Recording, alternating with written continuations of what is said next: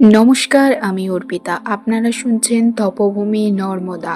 শ্রী শৈলেন্দ্র নারায়ণ ঘোষাল শাস্ত্রী মহাশয়ের লেখা তপভূমি নর্মদা, যিনি ছিলেন একজন যোগী মহাপুরুষ।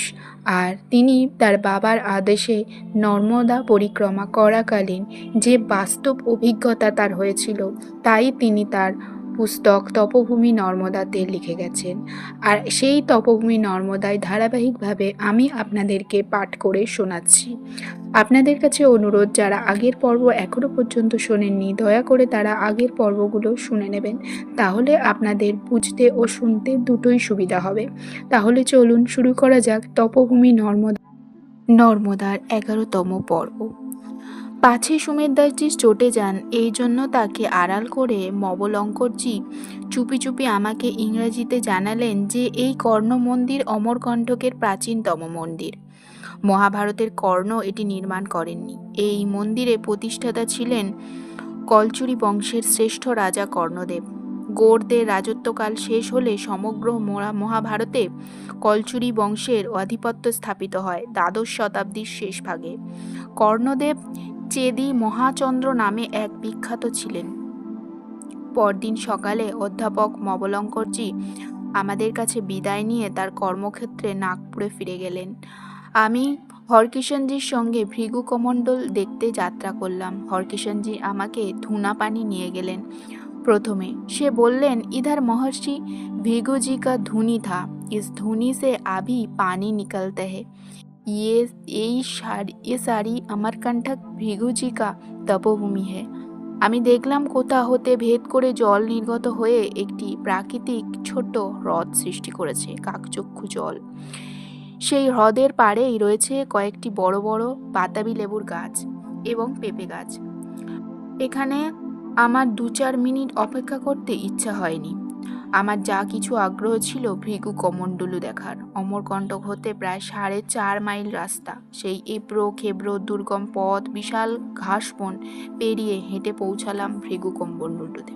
পর্বত গাত্রে একটি গুহামুখ দেখলাম। সেই গুহামুখ হতে একটি ক্ষীণ জলস্রোত বেরিয়ে আসছে। গুহামুখটি আশ্চর্য, ঠিক যেন একটি কমণ্ডল আকৃতি। প্রকৃতির কি অদ্ভুত রহস্য! হরকিষণের কাছে শুনলাম, এখান হতে নির্গত জল পাহাড়ের স্তর ভেদ করে যেখানে গিয়ে অবতরণ চুইয়ে চুইয়ে মাটির উপরে উঠেছে, সেইখানেই পূর্বে বাঁশ বন ছিল। তারই উপর এখন নর্মদা উৎগম মন্দির গড়ে উঠেছে। সেই জন্য বলা হয় বংশকুণ্ড হতে নর্মদার উৎপত্তি। ভৃগু কমণ্ডলু দেখতে দেখতে অনেক কথাই মনে উদিত হতে লাগলো। মহর্ষি ভৃগু যজ্ঞ সম্ভব ঋষি। একবার ব্রহ্মা বরুণের জন্য এক যজ্ঞের অনুষ্ঠান করেন। সেই যজ্ঞাগ্নি হতেই ভৃগুর আবির্ভূত হন স্বয়ম্ভু ঋষি, মহা তেজস্বী ব্রহ্মর্ষি। ভৃগুকে ব্রহ্মা, বিষ্ণু ও মহেশ্বর সমীহ করে চলতেন। সামান্য আতিথেয়ত্বের ত্রুটি হওয়ায় তিনি একবার ক্রুদ্ধ হয়ে ভগবান বিষ্ণুর বক্ষে পদাঘাত করেন। সেই ভৃগু পদচিহ্ন ভগবান সাদরে বক্ষে ধারণ করে আছেন। এইসব বর্ণনা মহাভারত ছাড়াও বিভিন্ন পুরাণে সবিস্তারে বর্ণিত আছে। তার থেকে এর সারমর্ম বোঝা যায় যে প্রাচীন ভারতের মহিষী ভৃগুর অসামান্য প্রভাব ছিল। ইনি ভার্গব বংশের প্রতিষ্ঠাতা। তার পৌত্র ছিলেন জামাতনি এবং প্রপৌত্র ছিলেন ভগবান পরশুরাম। তারা ছাড়াও ভৃগু বংশের অনেক শ্রুতকৃত্য বীর ও মন্ত্রদ্রষ্টা ঋষি জন্মগ্রহণ করেছিলেন। মহর্ষি ভৃগু ধনুর্বিদ্যারও জনক ছিলেন। বিষ্ণু পুরাণে আছে ইনি ব্রহ্মার মানসপুত্র। মনুসংহিতার মতে ইনি 10 জন প্রজাপতির অন্যতম। কর্দক ঋষির কন্যা খ্যাতি তার স্ত্রী ছিলেন। এই খ্যাতির গর্ভেই ধাতা ও বিধাতা নামে 2 পুত্র এবং বিষ্ণুপত্নী লক্ষ্মী জন্মগ্রহণ করেন। ভৃগু সপ্তর্ষির মধ্যে একজন। শাস্ত্রের বিধান অনুসারে প্রতিদিন তর্পণকালে প্রত্যেককেই এই যজ্ঞ সম্ভব মহর্ষির উদ্দেশ্যে তর্পণ করতে হয়। একটি শাল গাছে হেলান দিয়ে বসেছিলাম। কমণ্ডলুর মতো দেখতে বিচিত্র এই গুহামুখের দিকে তাকিয়ে অদৃশ্য উৎস থেকে জল ধারা গড়িয়ে পড়ছে। মনের মধ্যে গুনগুন করছে, গুহা সন্তং বাহং সমীখে। সূর্য পশ্চিমে আকাশে ঢলে পড়েছে, তার লাল রশ্মি ছড়িয়ে পড়েছে বিন্ধ্য পর্বতের সর্বত্র। ঘন অরণ্যের নীলাভ বর্ণের সঙ্গে যেন কোলাকুলি করছে সেই রশ্মি। এক অবর্ণনীয় শোভা। সেই অবস্থাতেই মনের চির চাটুল স্বভাব জেগে কৌতুক বোধ করলাম। বেদমন্ত্রের আলোতে ভৃগু শব্দের গূঢ় তাৎপর্য মননে তখন তন্ময় ছিলাম। সহসা মন স্মরণ করিয়ে দিল যে ভৃগু শব্দের অভিধানিক অর্থ পর্বতের সানুদেশ, অচ্যুত স্থান, পর্বতের ঢাল, ভ্রষজ, ধাতুর প্রত্যয় নিষ্পন্ন। ভৃগু শব্দে শিবকেও বোঝায়। শিবময়ী নর্মদা তীর্থে বসে ওইসব কথা ভাবতে ভাবতে কি যে হলো, মনে হলো যেন আমার স্নায়ু, শিরা, মাংসপেশি সব আলগা হয়ে গেছে। আমি যেন আর আমাতে নেই। সহসা চোখের সামনে এক নতুন দৃশ্যপট ভেসে উঠল।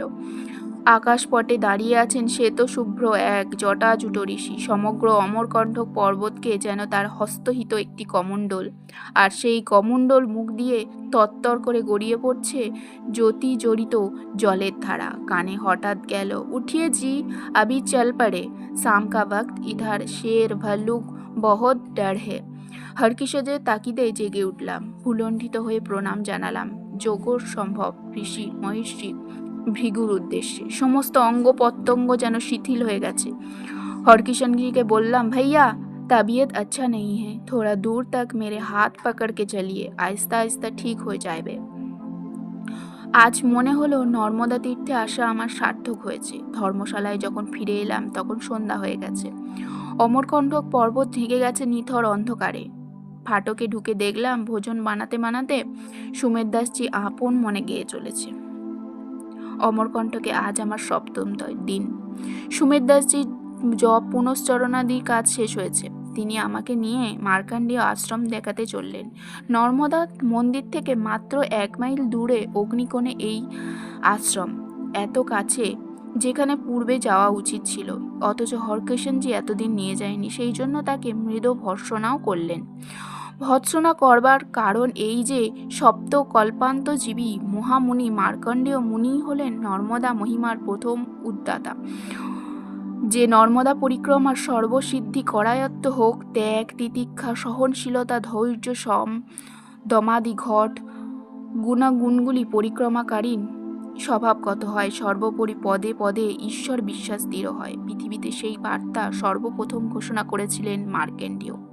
তিনি প্রথম জগৎবাসীকে জানিয়েছিলেন যে হঠযোগ, রাজযোগ, লয়যোগ, মন্ত্রযোগ, নাথযোগ, অব্যয়যোগ প্রভৃতির মতো নর্মদা মার্গ নিজেই একটি সিদ্ধ মার্গ। প্রজাপতি কর্দক ঋষির কন্যা খ্যাতির সঙ্গে ছিলেন ঋষু মৃকুণ্ড। মৃকুণ্ড পৌর বয়সে উপনীত হলেন, তবুও তার কোনো পুত্র হল না। লুপ্ত পিণ্ডোদয় ক্রিয়া হবেন এই ভয়ে তিনি শিব সাধনা শুরু করলেন। তার কঠোর তপস্যায় প্রীত হয়ে বিশ্বেশ্বর তার কাছে প্রকট হলেন। মৃকুণ্ড তার কাছে একটি পুত্র লাভের বর চাইলেন। মহাদেব বললেন, কি রকম পুত্র তুমি চাও? আমার বরে তোমার একটি 100 বর্ষজীবী পুত্র হতে পারে, কিন্তু সে মূর্খ হবে। পরিবর্তে মহাপ্রাজ্ঞ পুত্রও তুমি পেতে পারো, কিন্তু সে হবে স্বল্পায়ু, মাত্র 14 বছর বয়স সে বেঁচে থাকবে।